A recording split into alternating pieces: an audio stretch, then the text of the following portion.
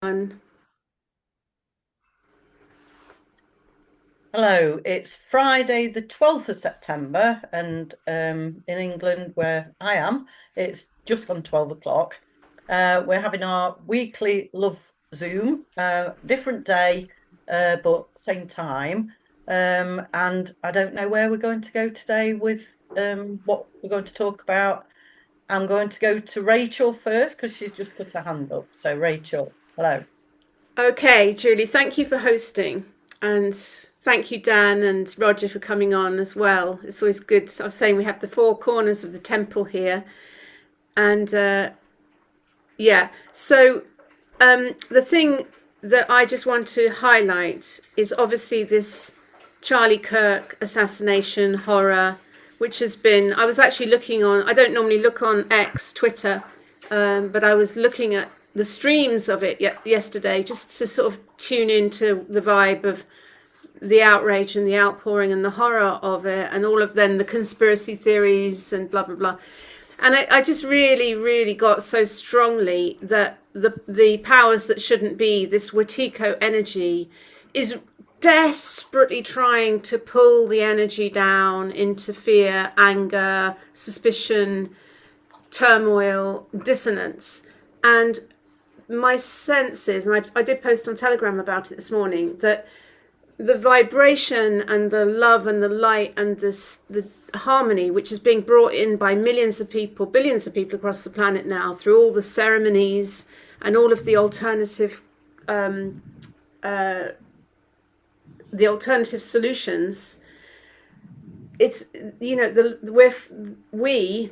collective conscious of all those awakened people, we're flooding the labyrinth with light, and the Wetiko can only survive in the darkness. I've said this before, it's like Dracula has to get back in his coffin before the sunlight, otherwise he turns to dust.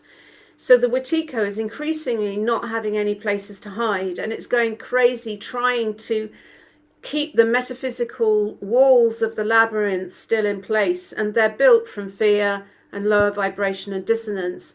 So the more harmonic resonance, the more love, the more light that we're pouring into the labyrinth, it's like they're desperately trying to pull it down, like endless wars, cost of living, trying to get us into that place of scarcity and turmoil and fight and outrage. So that's just, I just wanted to put that observation in, that I believe that we are really succeeding, and it doesn't take a majority.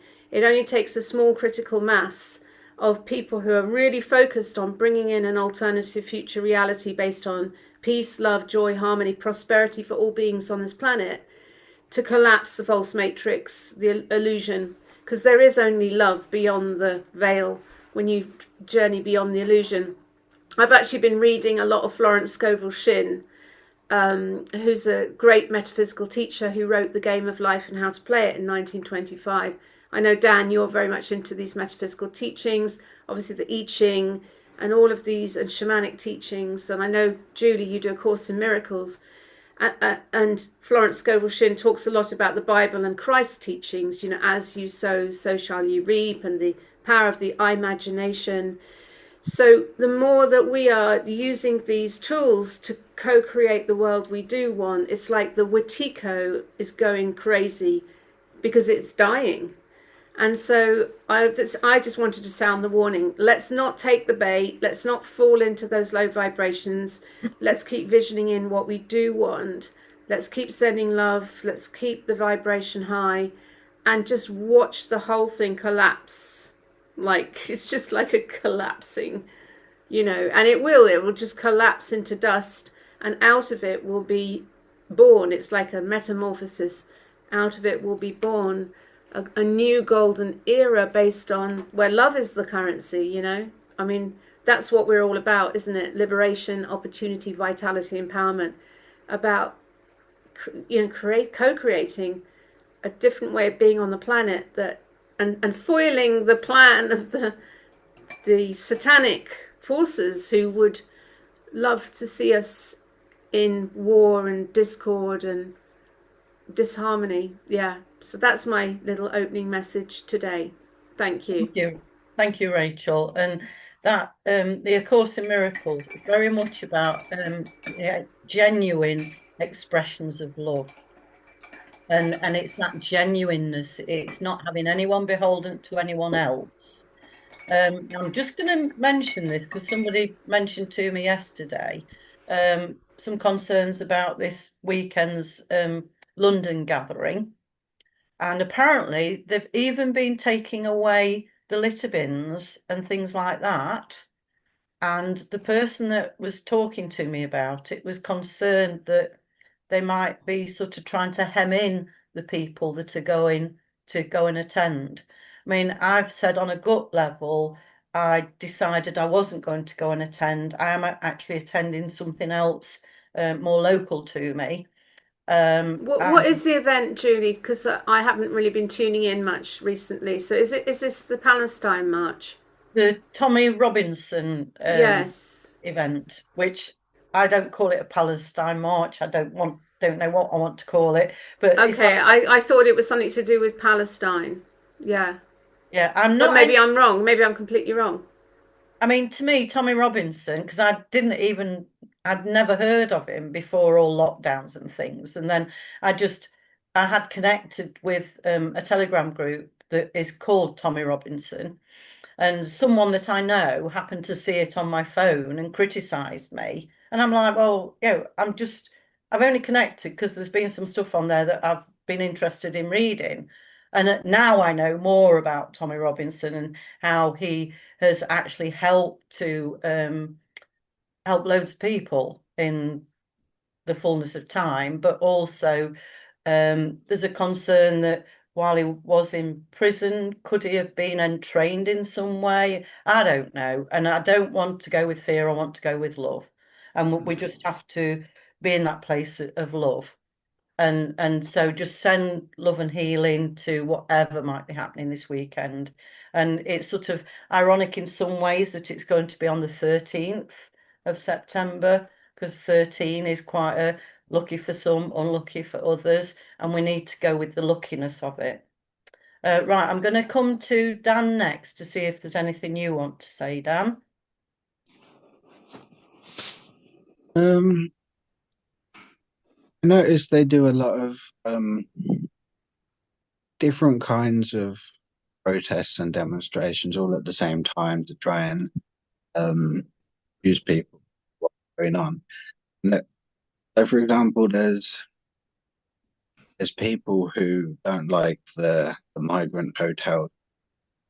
They think that it's UN, which is overtly being a UK. Um, then there's people that do demonstrations about that, and then across the road you've got demonstrations for genuine refugees, and as if it's like opposing the others. And yeah, there's a lot of conflicting demonstrations that intentionally coincided. Sometimes both sides are co-op. Yeah. Sometimes one of them is. Yeah. And this is where, when they first brought out CCTV, and some people said they didn't want it because it would invade privacy. I know that they were actually sending gangs of youths to different places to create problems so that the local people would be asking for CCTV. So they were just being played. And I know that happened to me locally. This ex-policeman was trying to say that we need CCTV. Supposedly, this oldish woman had her bag stolen, and two police came up the same day. And I'm like, yeah, when there's other stuff that's much more significant, they don't arrive on the same day. And it turns out she hadn't even had the bag stolen, it was just hidden by her coat. And so I calmed everyone down in the background because we've got a WhatsApp group for that community. And I didn't go on the WhatsApp group itself because that's where he was winding everybody up. So I just messaged people separately in the background and calmed them down. And then I just happened to move from there months or a year or so later. After I'd been moved out for about a month or so, oh, he tried to wind them up again with something else, CCTV wise. And I luckily was still on that WhatsApp group because I've still got the property there. I only moved out of it because I saved the local park, and they didn't agree with me saving the local park because they want to build on it. So, and I could tell how they were being towards me. And so again, he tried to wind them all up. So I calmed them down in the background. I didn't do it through the direct main group. I just messaged people indirectly saying, just be mindful of, he is trying to wind you up. And we do not need, when they talk about saving energy and how many cameras and stuff like that they're putting up these days, that's not saving energy. It's using loads of resources to do it, and they shouldn't be doing it all and invading our privacy. It is not for our protection at all. So anyway, I'll just leave it at that on that. Anything else? I don't think you wanted to say anything else, Dan, but I'll go to Roger now. So Roger, anything you want to say for today? Well, there's no Watiko here. Plenty of rain. You might hear the thunder. And just confirm to people where you are if you want to tell us where you are, because you're not in the England, are you? No, I'm in Thailand, at my house in Thailand, with my wife in Thailand. This is my home. And yeah, everything's going fine. My expert lawman has informed me that I'm going to receive compensation of £60,000 for the police taking my car. So that's good news. I don't know from whom the money is going to come, but anyway, my expert lawman wouldn't say something which was wrong. He's got no vested interest in mendacity, so I'm just feeling very encouraged by that. That's a real positive. Thank you for sharing that, Roger. And we look forward to you actually receiving it and being able to confirm that you've received it. So well done. Yeah, well, when everything is completed with regard to my case, I'll be giving a full detailed report on how I arrived at this point. So that's going to be very, very interesting. As to is Rachel's enterprise on the 26th of September in Worcester. That's something we're all going to learn something about as well. So that will be excellent. But otherwise, there's nothing really, nothing else really that I can say. But I think my vibration here is very high. Good, thank you. It was just the way you were describing the weather, it sounded like England as well. Like, it's so cold here and we've had so many rainstorms, but then next minute it's nice, and you can sort of walk out. But yeah, I can't believe just how the weather's changed. I can't remember other years being like it is now. So No, that's no. good feeling. Right, Rachel's put her hand up. Anyway, Thailand is the monsoon season, so yeah. But I bet you're warmer than we are in England. Yeah, go on, Rachel. There's no cold. It's quite warm. Yeah. Excellent. So now Rachel is wanting to say something. Yeah. So I'll say goodbye. Thanks, Rog. And I just wanted to talk a bit about this thing about borders and countries, and obviously you would love to go and live in Thailand, but you can't, you're not allowed by the authorities.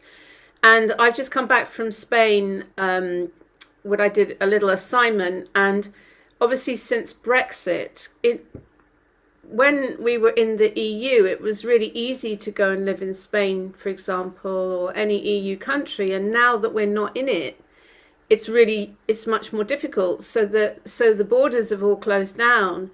And then thinking about this whole thing of immigration, I'm doing some work with Dartington Hall here, and their history it's very interesting that they established that, well, it was renovated in 1925, and so then in the 1930s they created it as this sort of hub for arts and education. And then when Hitler was coming, Hitler in the 1930s was coming into power before the World War II, but a lot of people were wanting to escape Germany because they could see the writing on the wall, obviously, especially Jewish people and so on.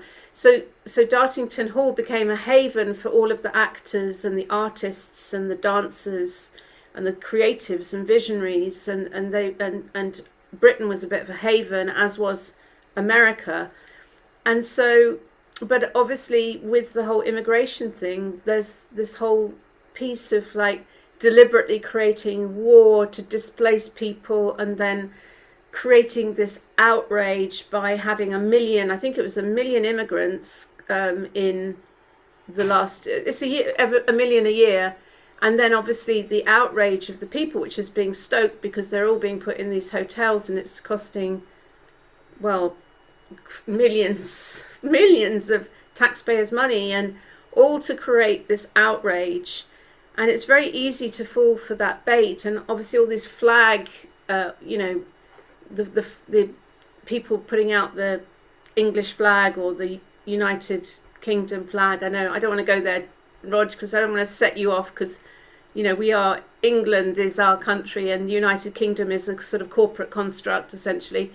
But anyway, nonetheless, stoking all of this nationalistic energy, and then obviously now Farage is riding on that, and you can just imagine Farage being swept into power and he's just another corporate sock puppet for the World Economic Forum. In truth, he's just bankrolled by the same people that bankrolled Boris Johnson and Brexit, bankrolling Starmer. So I think giving conscious awareness to what is going on is really important, so we can see the game that is being played. And so, okay, I can see the game, but we're not going to fall for it. We're not going to blindly go into nationalist division. And who knows, Toby Robinson, a lot of people are saying that he's controlled opposition who's been planted in to feed the fire of division. I'm on the fence about that. I did actually stop following his channel on Telegram, because there was a lot, even though a lot of what he said I thought had a lot of sense, there was also quite a lot of violent, dissonant content. And I kind of took the decision not to follow him, because I just don't want that in my feed and in my world, especially as I'm healing, through everything that's happened to me. So I'm choosing high vibrational. So I much prefer to sort of listen to Abraham Hicks and high vibrational content and mantras than to absorb, like yesterday, all of these videos of the Charlie Kirk shooting, and then the close-ups of was it a fake, and blood spurting out. I mean, it was just like, oh no, I have to switch this off. I just don't want to lower my vibration and go into dissonance in a time when I'm wanting to heal and preserve my sacred geometry, so to speak. So anyway, that's my little two-penneth. Yeah, and that's interesting that you've said that, Rachel, because we know that they deliberately create distractions for us. And I mean, there's certain people that have supposedly died that many of us really feel that they hadn't died and they were just taken elsewhere. And I'm not going to mention any names on that sort of thing, because it's like we just need to focus on the positive. But interestingly, yesterday, it's all right, something's just fallen and I'm just checking that the grand dog is behaving herself and not going to escape. Earlier today, someone was talking about they'd been to mainland Europe and travelled about there. And when they were coming back, they were sort of wondering, if we'd have lost our passport, what would happen? And apparently, if they'd have got on the ferry with the passport and they'd lost it then and weren't able to get off and show it, then they'd have certain paperwork to have to fill in. But if they'd have got, before they got on the ferry without the passport, they wouldn't have been allowed on. So it's like, okay, so you're going to restrict that person to have to stay in that country. We don't even need passports. All this is just more and more control. And who are we actually helping? And when you think of what's happened with, after 9/11, we'd got to have no liquids, have no pen knives taken on board, ferries or I presume ferries anyway, but certainly definitely not on airplanes. And yet then since then, the airports have just become a big shopping centre. And there's loads of stuff you could buy. If you wanted to kill someone, even with a pencil or something, you could easily buy that in the duty free or whatever. And you could definitely buy glass bottles and things that if you really wanted to kill someone, you could do that easily. I could just take my jacket off and kill someone with that if I wanted to. It is not to protect us, but we need to keep going forwards with love, not fear. So I'm going to go to Rachel now. Yeah, so I just wanted to mention that when I arrived in Spain, and obviously they've got the machines you walk through where you put your passport, you stand on the thing and you look at the thing.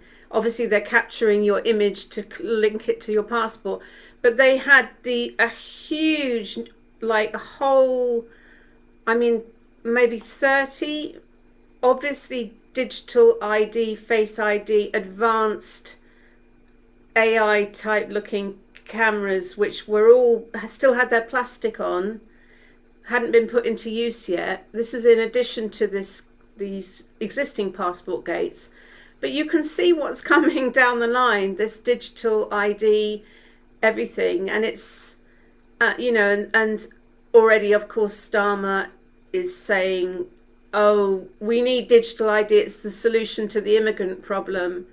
We're just being absolutely herded in the direction of digital everything. And as you say, with all of this data centers, the amount of energy that AI and data centers uses, and they're building these huge data centers that are costing an absolute fortune in terms of their energy consumption. It's nothing to do with like saving energy, and some people are speculating that's why energy prices are going up so massively, skyrocketing, because so much energy is now being used by these AI data centers, which are having to process this mass data that's being collected from all these millions of cameras and machines and everything. It's just completely bonkers and totally contradictory.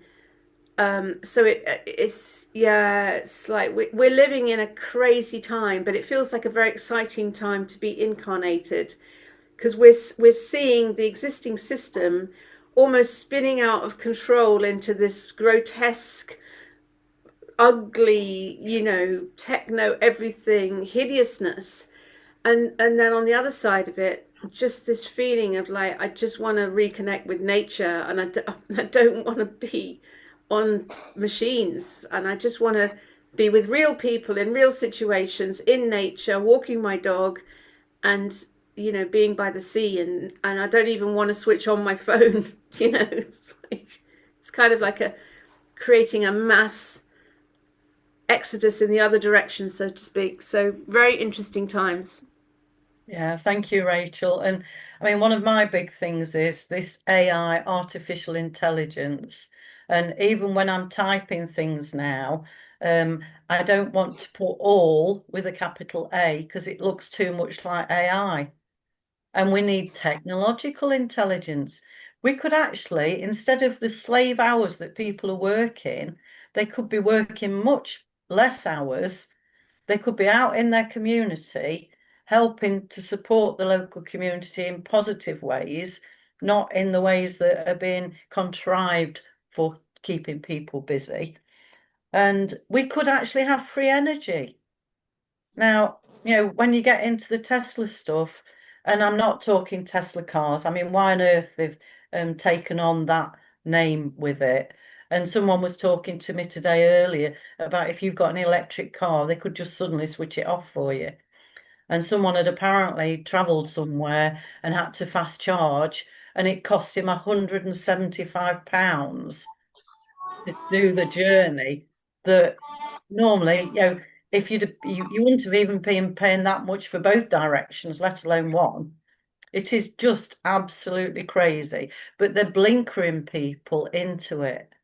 And we need to get technological intelligence, help our children, help our young adults, help everyone to use technology helpfully, but not to get over ensconced with it and not be able to interact with people that are physically with them. But having said that, if we hadn't got this wonderful technology, we couldn't have had all four of us having this meeting today.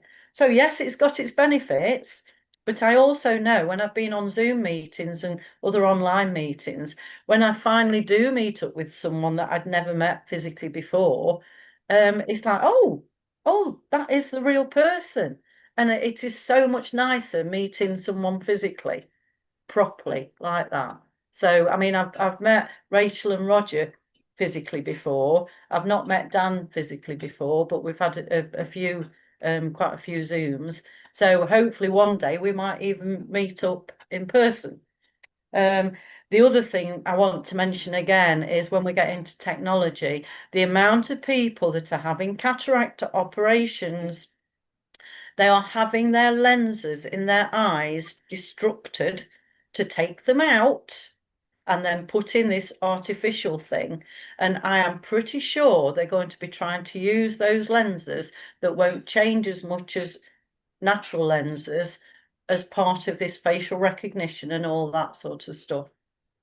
So please, if any, and I know it doesn't take much doing to have that operation, but get into the Bates method of improving your vision. And once you start doing that and just exercise your eyes differently and don't just keep it focused on a phone or something like that, we can improve our eyes naturally. And the less stressed we are, the better our eyes will function anyway. And eye yoga, Rachel says, which we definitely need that. And it's doing it with love and not fear. Right, I'm going to come round. We're on sort of 20 to 1 at the moment. We don't have to continue the call recording until 1 o'clock comes. But if there's anything anyone else wants to talk about, please either put your hand up or I'm going to come round each of you and I'm going to go round in the order that you're now on the screen to me. So Dan, anything else you want to say or talk about? Nothing I can think of right now. I mean, I had a few thoughts after each person said something, but it's now. Right. Okay. Well, thank you for joining us as well. And it's lovely, to have these weekly meetings because then even if there's something little, I feel supported by just meeting up with people that are more like-minded than perhaps a lot of people that are out there. And I need that. Even this local park that I've saved, they're supposed to be doing it up as a development park, but they've not respected the cafe. The cafe, they've been there for decades and they used to literally even mow the lawns, help with the trees and stuff like that. They've got a contract that was lasting over 10 years more that is not being honoured by Mansfield District Council. And now they've had to get off and they can't even do the cafe at the weekends now. And they had to get off this month. And so now we haven't even got a cafe. We don't know when the new cafe is going to be open. And the new cafe, the positioning of it isn't as socially helpful. And they have improved the car park, but they've even put stuff in that apparently if you go in the dark and you're shining a light on it, you can see where they've put the lines for where you park and the disability parking. But other than that, you get on it and you're like, you wouldn't even know that they marked it up. And it's going to take more maintenance the way they've done it. Whereas the cafe guy used to maintain the car park for us. It had never deteriorated in the way it has done over the last 2 years since he's not been allowed to do that. It's just absolutely crazy. So, right, I'm going to come to Rachel now because she's next on my screen. Anything else you want to talk about, Rachel? I could talk all afternoon, couldn't I? Yeah, so thanks for hosting this, Julie. And I just wanted to say that I do feel that conversations like this are important. And I know that there's a lot of attachment to numbers. And I've always said this is that actually small groups of people, even just the four of us having this conversation and then putting the recording out, you know, every even if only a few hundred people watch it, you know, that's still a few hundred. And so not being attached to numbers, and it doesn't matter that it's just four of us having this little conversation, because actually small groups can be very powerful. And I know that from doing shamanic work. Quite often you think, oh, you know, there's only, you know, 6 of us or something sitting in circle, but actually a small torus field, a small group of people who are very passionate and aligned energetically amplifies exponentially. You know, so these conversations are really valuable, even if they don't get like millions of views. It doesn't matter, bit by bit. So, you know, if thousands of people just have little conversations, and in fact it is happening, thousands, millions of small groups of people gathering, having positive conversations and shifting the frequency, and visioning in and talking, energizing through our words. Our words are our wands, as Florence Scovel said, energizing the future we do want and literally co-creating it. And yeah, so it's important and valuable. And thank you for keeping them going, because before we did them each month, but actually I think it is quite nice to do a weekly gathering. And personally, I need that because of living on my own. And yes, I've got some people local-ish that are more open-minded, I'll call it that. But I just need this sort of stability. Yeah. A lot of extent. One last thing about the eyes. I went on an amazing retreat in Spain a few years ago, and we were taught eye yoga, and it had never occurred to me about the eyes being muscles and using and doing eye yoga. This is some really simple exercises, like, for example, you just put your finger in front of you and you focus on your finger, and then you focus on something about 20 meters away, like a tree or a lamppost, and then you focus into the distance, like a forest on the hill, and then you move back to the tree, and then you move back to your finger, and then you move back to the tree, focus on that, move back to the forest on the hill. So you're exercising just the short, medium, long, medium, short, and you just sit and do that for like 20 minutes. And during that week, my eyesight dramatically improved. But then when I got back to the UK and I was driving, I thought I'd better put my contact lenses back in, and it made my eyes lazy again. And so now for me to have crystal clear, sharp vision to drive, for example, it's like I do put contact lenses in. But you know, eye yoga is a very powerful thing, and sometimes like if I don't have my lenses, even just doing that exercise for 5 minutes can improve my eyesight enough to be able to do what I need to do without glasses or whatever. And this is where they've deliberately made a lot of street lights and everything very bright, and car lights. Yeah. People off driving in the dark, and obviously we're coming into autumn and winter, so it's going to be earlier nights for getting dark. But so I used to wear contact lenses, but actually they don't let your eyes breathe.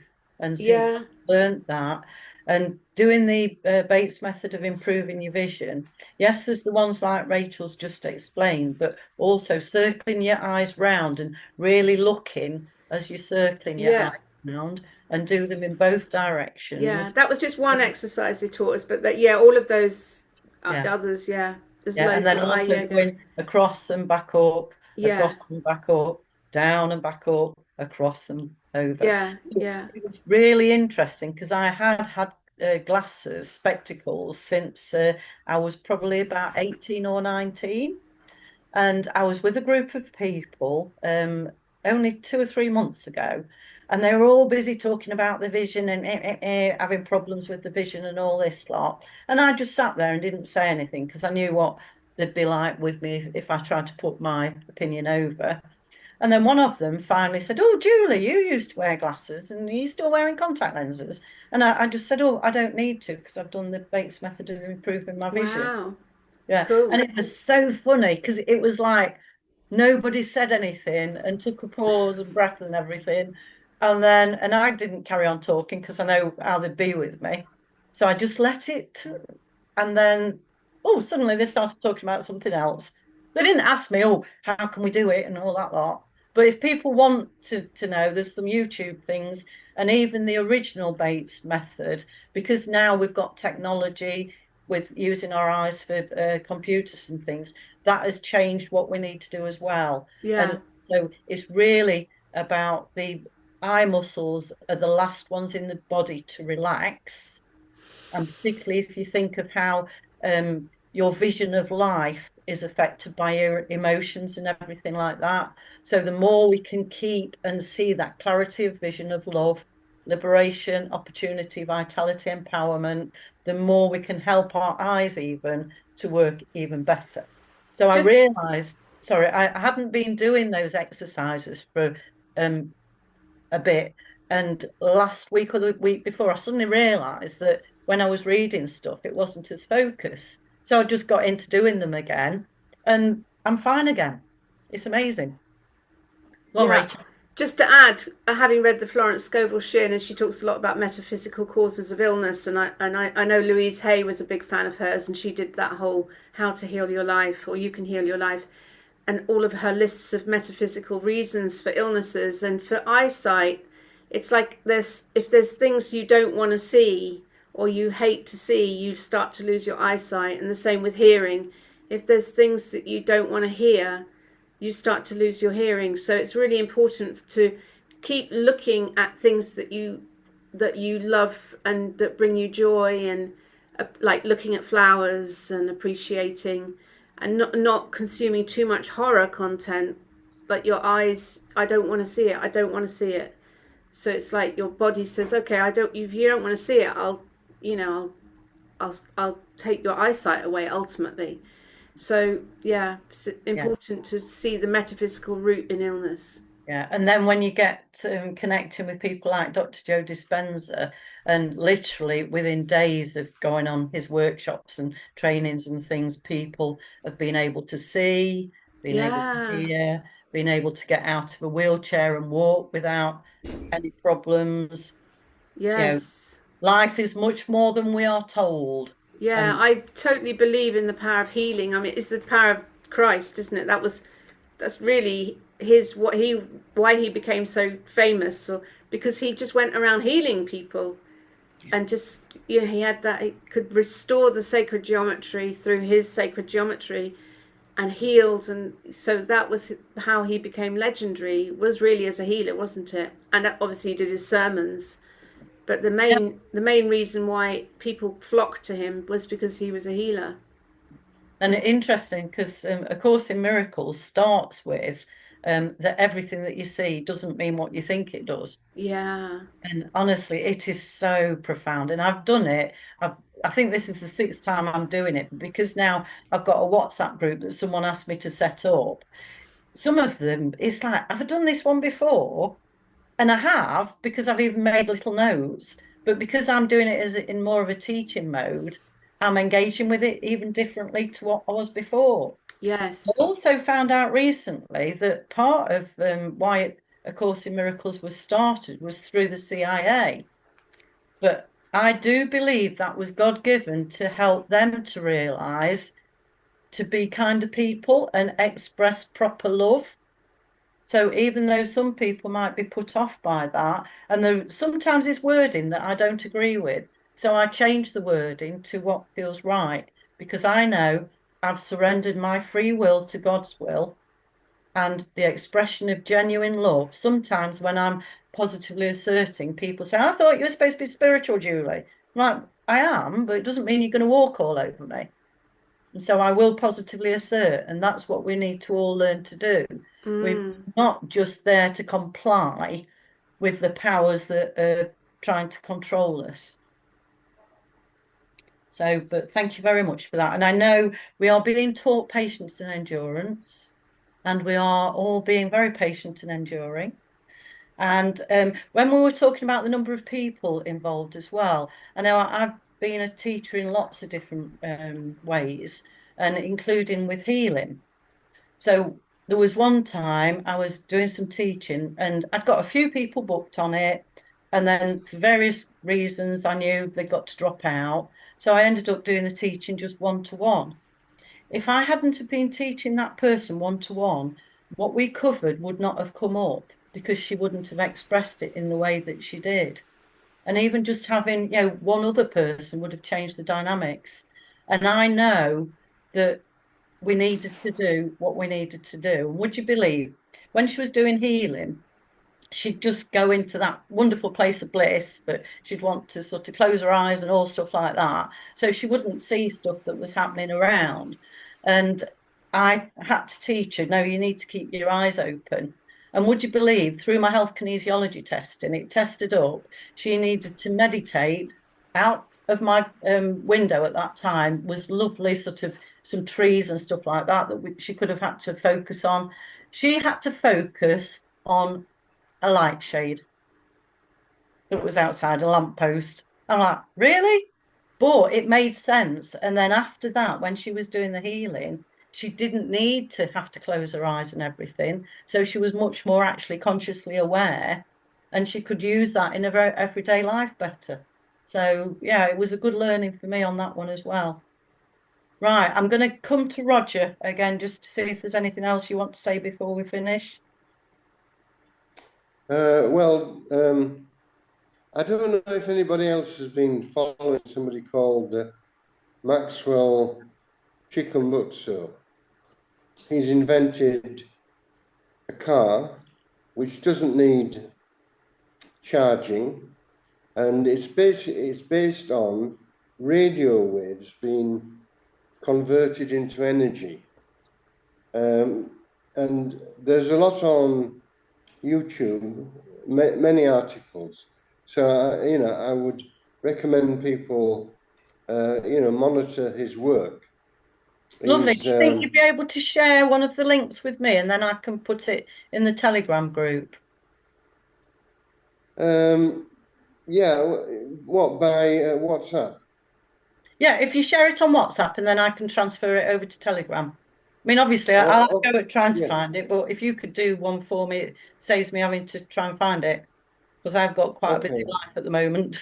Yeah, I'll send that. But I mean, this is revolutionary. But of course, mainstream media won't cover it because, he's burying he's digging the graves of the oil barons and the car manufacturers. Yeah. So you're not going to see it in the mainstream media. No, but thank God it's still on YouTube, and that's why we need to get it out to as many people as possible while we can still get access to it, and just trust that we will continue. And there's loads of other ways that we can get free energy. And when you look at historic buildings and things like that, it makes sense now to me much more. They knew what they were doing more than we do now. Once they'd invented bricks that apparently I think came from Holland, bricks aren't as good insulation as the stonework that they used to use. And and we think we're, as a sort of age, how intelligent we're supposed to be. It ain't. But and I'm glad that I lived in a grade 2 listed building, and that was so well insulated. Whereas I come to this one, built in 1997, it's like a gale's blowing through the floor. And thankfully, I'm having this conservatory done, which is helping to improve the insulation of the building, but nowhere near as good as that grade 2 listed building. Absolutely great. No. Yeah. Right. Anything else? Sorry? I'm just hoping that people will monitor his work. Yeah. And this is what we need to keep sharing, all and everything that we can. And we've only got a certain amount of time that we can listen and do, but just dropping that seed to know that we can have free energy. They can convert radio waves into energy that could power cars and vehicles. This is what we need. So thank you, Roger, for that.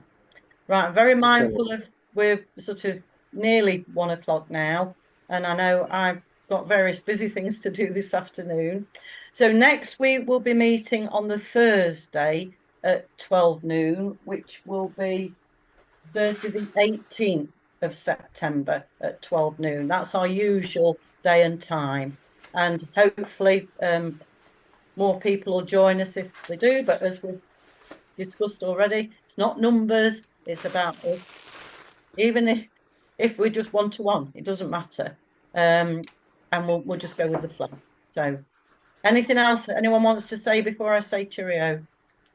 Okay, right. Well, bye to everybody.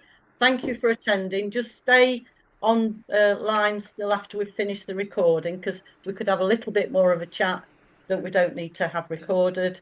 But thank you everybody for watching the recording as well. Right. Bye then. I'll let Rachel stop the recording.